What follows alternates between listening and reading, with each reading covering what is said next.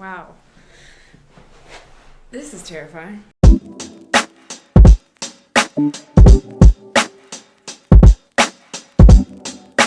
Alright, I'm up close and personal with you guys.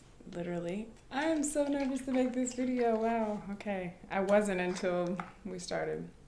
I feel like most people take a shot at this point. I drink green juice. Alright, I'm just gonna candidly talk to you guys as if you were a friend that I was catching up with, because that's the only way I feel like I'll be able to talk about this and not be totally running around in too many circles, even though I'm sure I will. I've been meaning to make this video for a long time, just because I felt like there was a community of people that could probably relate, but I was just hesitant to make it because I'm pretty private and I like to keep my business mine. I remember when I was going through the situation, which I will explain, relax. I remember typing into YouTube, unequally yoked relationships. My boyfriend has a different spirituality than me, or my boyfriend's religious and I'm spiritual. I kept trying to find someone to fill the void and answer my questions and make me feel a little less alone. And I feel like that was just nowhere. I just could not find that anywhere. It was so frustrating. The relationship itself was amazing. It was so great. I mean, we got along. Everything was everything. But there's a huge but.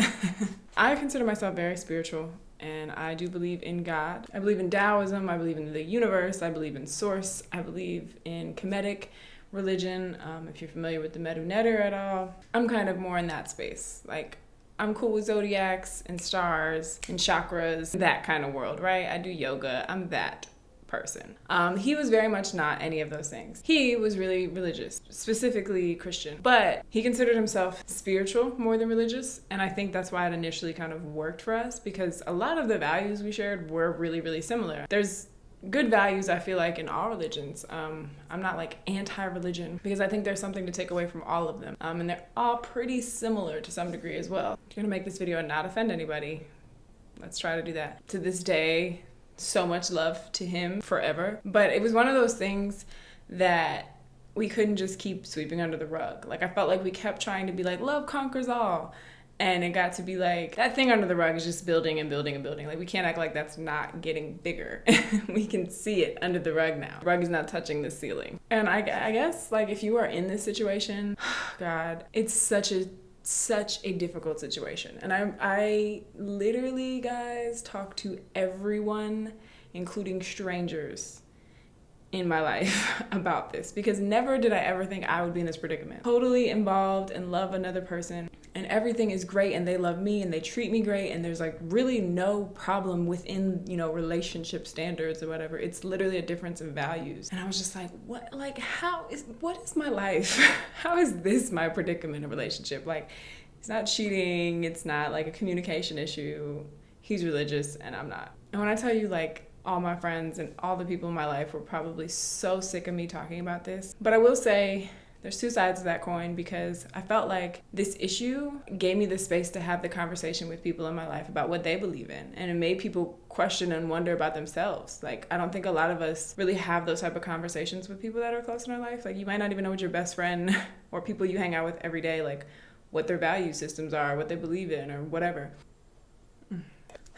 But it got to a place where we were censoring ourselves. The things that we were growing into deeper and deeper, my spirituality journey was just getting more and more deep. It wasn't I was getting deeper into his religion, and, he was getting closer and closer to his religion and not, practicing headstands with me. We'd be so excited about something maybe we read in a book, or a sermon he went to, or something he heard in church, and, we'd go to share it, and it would be kind of just a one-way conversation. There was no excitement back, or hey, I want to learn more, or I want to try that, or even conversations that maybe we didn't agree or didn't really resonate with what the other person was saying. It would become somewhat of a debate. We would try not to offend the other person, but also be trying to share our perspective on the topic, all kind of things. It just got really, really complicated. And in my opinion, and I know a lot of people might disagree, but I don't think love should be complicated. I think it should be really, really easy and really, really simple. I think we overcomplicate the most simple thing ever. But another video. I try not to make this video so long. I feel like it just got really, not really healthy. Like, I don't think it's healthy to censor yourself in your own relationship, especially about like things that are really important to you. And you know, there was moments where I did try to be really open-minded. I actually went to church with him once. And to give a little background, I haven't been to church since I was probably like, I don't even know, y'all. And I didn't like it. I didn't enjoy it. For me personally, and at least that specific church, it felt like I was being talked at and not talked to. And it just didn't resonate with me. You know, it just wasn't for me. I think we both started to feel really lonely within our spirituality, and that feeling really starts to suck. Again, you're really excited about your growth and what you're learning and how you're feeling and all that stuff, and you can't share it with your partner, the person that you like want to share everything with, and especially you want to share something like this with. So feeling lonely in your own relationship when it comes to spirituality is huge. And it was heartbreaking though. It was really hard. I never even desired for him to be like me until probably the end of the relationship, until towards the end where I did start to feel really lonely,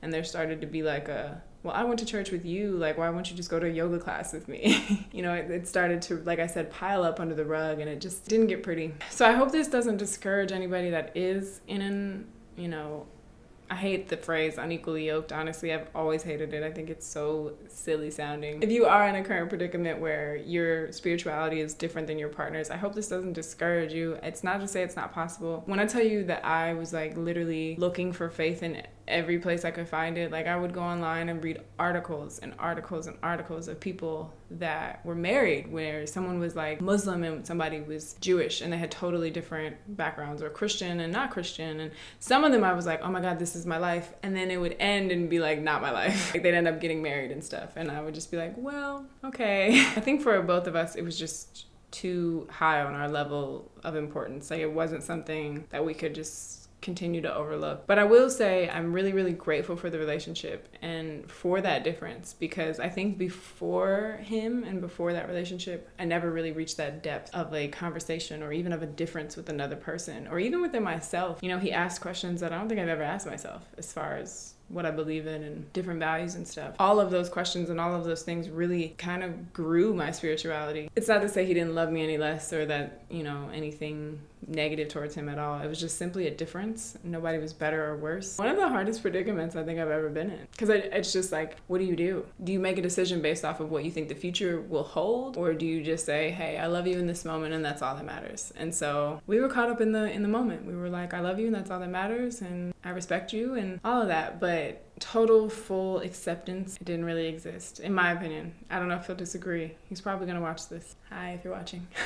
And I remember specifically a moment that kind of like triggered my thought process and realizing like, wait, maybe this isn't it. Someone asked, are you your complete full self around your partner? And we both answered no, like with no hesitation. It was really heartbreaking to me. That never left my mind, because I would want whoever I'm with to wholeheartedly be themselves. And of course I want to do the same. But it made me more sad that he wasn't his full self. I'm such a like, you can be open with me and be whoever you want to be person. So when someone feels like they can't be their whole self, I'm like, what did I do to make you feel like you couldn't? Like I immediately played that role. And again, not really the most healthy thing. What about me? But yeah, it was in that moment that I realized. I don't know, has anyone ever been in this predicament? Are you in this current predicament? Please comment down below. I couldn't find anyone that really totally related to my scenario online. So here I am trying to fill a void and hopefully help anybody that needed it too. Man, relationships just teach you so much about yourself and about other people, but it really showed me like what I value as a person and what I value in a partner. And I do realize now that I think I would like a partner I could do yoga with and meditate with, and you know, who would buy me crystals or whatever the heck, whatever, all that stuff. Not even necessarily like all that stereotypical stuff, but you know, someone that would take interest in those things is really attractive to me. It's not like a checklist of things, but I definitely see where my values lie. I don't know how short and sweet this was, but that is it for this video. I really love these type of videos where I just sit down and I'm really candid with you guys. They always feel so good. They feel like I'm talking to a friend that I really needed to talk to. So thank you for listening, honestly. I'm gonna go now because this was not easy to film. And I should just say again that it is all love to him. Yeah, some things just redirect you. Doesn't mean it's an ending. Wow, did I just make up a whole quote? All right, I'm gonna go. Thank you guys so much for watching, and I'll see you in my next video. Bye.